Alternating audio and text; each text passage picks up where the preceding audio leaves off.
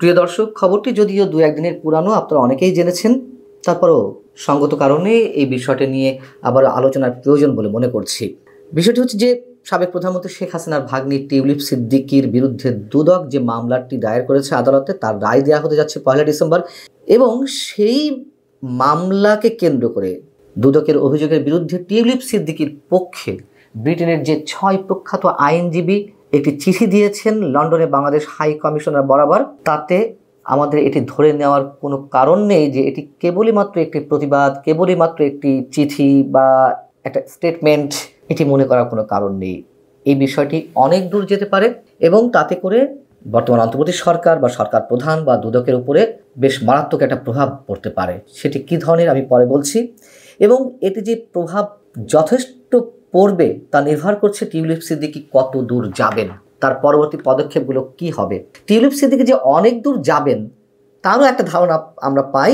কারা এই চিঠিতে স্বাক্ষর করেছেন, কারা তার জন্য লড়তে প্রস্তুত, তাদের সম্বন্ধে একটু ধারণা দিতে পারলেই মোটামুটি আমরা সহজেই বুঝতে পারি। চিঠিতে স্বাক্ষর করেছেন কারা, কাদের পক্ষ থেকে চিঠি দেওয়া হয়েছে? এই চিঠিতে স্বাক্ষর করেছেন ডমিনিক গ্রিভ, কেসি। কেসি সম্পর্কে আমাদের হয়তো অনেকে ধারণা নেই, অনেকে ধারণা থাকতে পারে। অর্থাৎ কিংস কাউন্সিল আগে ছিল কুইন্স কাউন্সিল, যেহেতু ব্রিটেনের রানী শাসিত ছিল বা রানীর সর্বোচ্চ পদমর্যাদা ছিল, শাসিত ঠিক নয়, এখন তো রাজা চার্লস, সেহেতু এখন বলা হয় কিংস কাউন্সিল, অর্থাৎ সর্বোচ্চ উপাধিপ্রাপ্ত আইনজীবী পেশায় সিনিয়র লয়ার হিসাবে।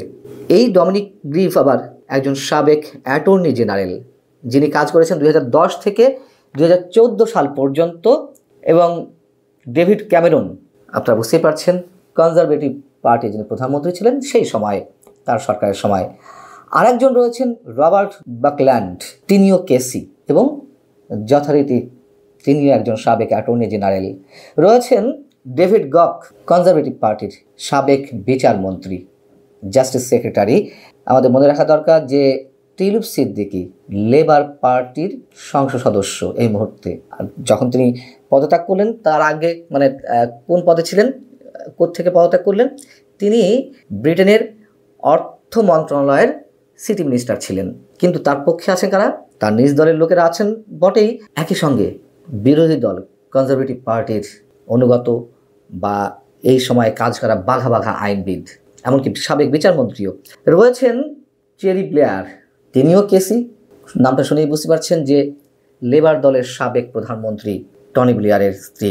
রয়েছেন প্রফেসর ফিলিপ স্যান্ডস, তিনিও কেসি, কিংস কাউন্সিল, এবং জিওফ্রি রবার্টসন একইভাবে তিনিও কেসি। অতএব আমাদেরকে এটুকু সহজেই ধরে নিতে হবে যে টিউলিপ সিদ্দিকী যখন নেমেছেন বেশ আটঘাট বেঁধেই নেমেছেন। এখন বিষয় হচ্ছে যে কী ধরনের প্রভাব পড়তে পারে বর্তমান সরকার প্রধান কিংবা দুদকের উপরে।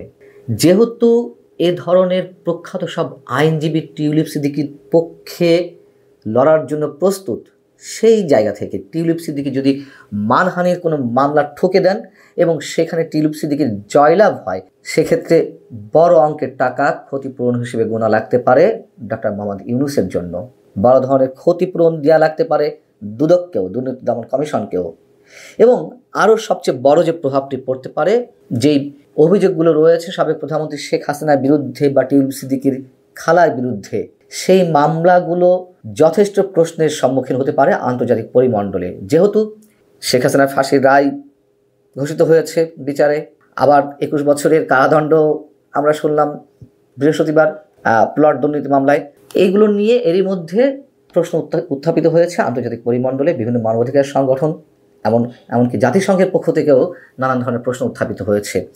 সেই সব জায়গা থেকে এটি আরও বেশি এস্টাবলিশড হওয়ার সম্ভাবনা রয়েছে যে শেখ হাসিনার বিরুদ্ধে যে মামলাগুলো, টিউলিপ সিদ্দিকীর বিরুদ্ধে মামলা সহ এর সবই বাংলাদেশে এগুলো পরিচালিত হচ্ছে অনেক বড় বেশি প্রতিহিংসার জায়গা থেকে।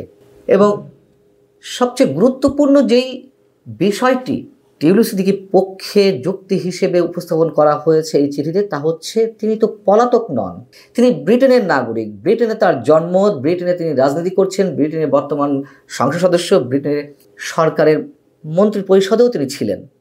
এখানে যে কথাটি বলা হচ্ছে তা হচ্ছে এরকম যে মিসেস সিদ্দিকীর বিরুদ্ধে যে অভিযোগ দায়ের করা হয়েছে, সেই অভিযোগ এবং প্রমাণের সাথে সম্পর্কিত পুরো তথ্য উপস্থাপন করা হয়নি, বরং মিডিয়া রিপোর্ট থেকে দেখা যাচ্ছে যে যদিও তিনি যুক্তরাজ্যে জন্মগ্রহণ করেছিলেন এবং তার প্রাপ্তবয়স্ক জীবন এখানেই কাটিয়েছেন, তবুও তার সাথে এমন আচরণ করা হচ্ছে যেন তিনি একজন বাংলাদেশি নাগরিক এবং বাংলাদেশে বসবাস করছেন। এই যে বক্তব্যগুলো, তার মধ্যে আলাদা একটা টোন আমরা লক্ষ্য করতে পারি। বাংলাদেশ সরকার ধরে নিয়েছে যে টিবলু সিদ্দিকী বাংলাদেশের নাগরিক, কিন্তু ব্রিটেন সেটি কোনোভাবেই সেই দৃষ্টিতে দেখছে না। তারা মনে করছে তাদের সরকারের সাবেক একজন মন্ত্রী বা বর্তমান সংসদ সদস্যের বিরুদ্ধে বাংলাদেশের প্রতিহিংসার জায়গা থেকে বাংলাদেশের বর্তমান অন্তর্বর্তী সরকার এই মামলাগুলো পরিচালনা করছে বা অভিযোগগুলো দায়ের করেছে। এখানে বলা হচ্ছে যে তার সাথে এমন আচরণ করা হচ্ছে যেন তিনি একজন বাংলাদেশি নাগরিক এবং বাংলাদেশে বসবাস করছেন, এবং খুব অদ্ভুত যুক্তি, মানে অদ্ভুত ঠিক নয়, খুব জোরালো যুক্তি তুলে ধরা হয়েছে। তিনি যেসব নথিপত্র দেখেননি সেগুলি প্রসিকিউশন কর্তৃক বাংলাদেশের ঠিকানাগুলিতে পাঠানো হয়েছে, যেগুলির সম্পর্কে তার কোনো জ্ঞান বা সংযোগ নেই বলে তিনি দাবি করছেন। অর্থাৎ টিবলু সিদ্দিকীর বিরুদ্ধে যে অভিযোগ বা নানান ধরনের নথিপত্র কোথায় পাঠানো হচ্ছে, বাংলাদেশের কোনো একটি ঠিকানাতে টিবলু সিদ্দিকী একটি ঠিকানা পাওয়া গেছে বা দুদক মনে করেছে এটি তার ঠিকানা, সেগুলোই তাদের নথিপত্রে সংযুক্ত করা হয়েছে এবং সেখানে যাচ্ছে।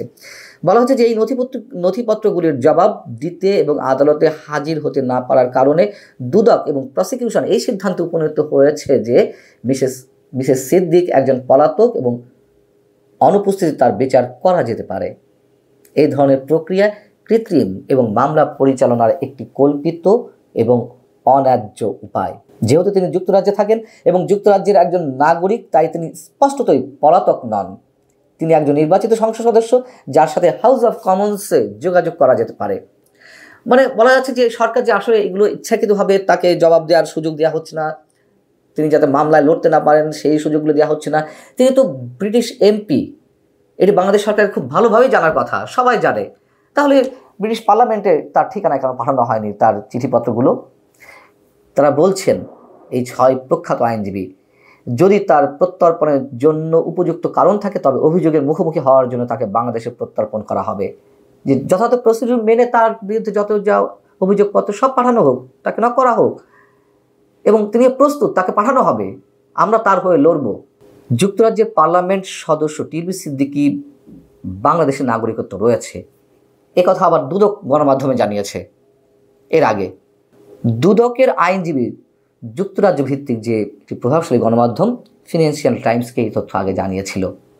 যদিও টিবলু বলে আসছেন যে বাংলাদেশে তার কোনো নাগরিকত্ব নেই, এবং এটা তো খুব সহজে বোঝা যায় যে এই ধরনের কোনো কিছু যদি থাকতো তাহলে তিনি সেখানে রাজনীতিই করতে পারতেন না।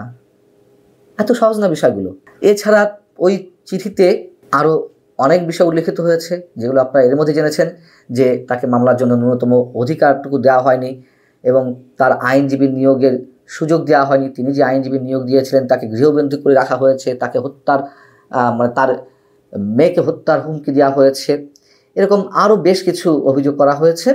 শেষে এখানে বলা হচ্ছে যে ক্ষমতাসীনরা দুদকের পক্ষ থেকে বা সরকারি দল তো নয়, মানে সরকারের কর্তা ব্যক্তিদের মধ্য থেকে অনেকে এমন সব মন্তব্য দিনের পর দিন অসংখ্যবার গণমাধ্যমে করা হয়েছে, এমনকি ডক্টর মোহাম্মদ ইউনূসও করেছেন টিবলু সিদ্দিকীর বিরুদ্ধে অযাচিত মন্তব্য। তাতে করে এই 6 প্রখ্যাত আইনজীবী মনে করছেন যে এটি কোনোভাবে, এই বিচার প্রক্রিয়া কোনোভাবে নিরপেক্ষ এবং হস্তক্ষেপ মুক্ত নয়।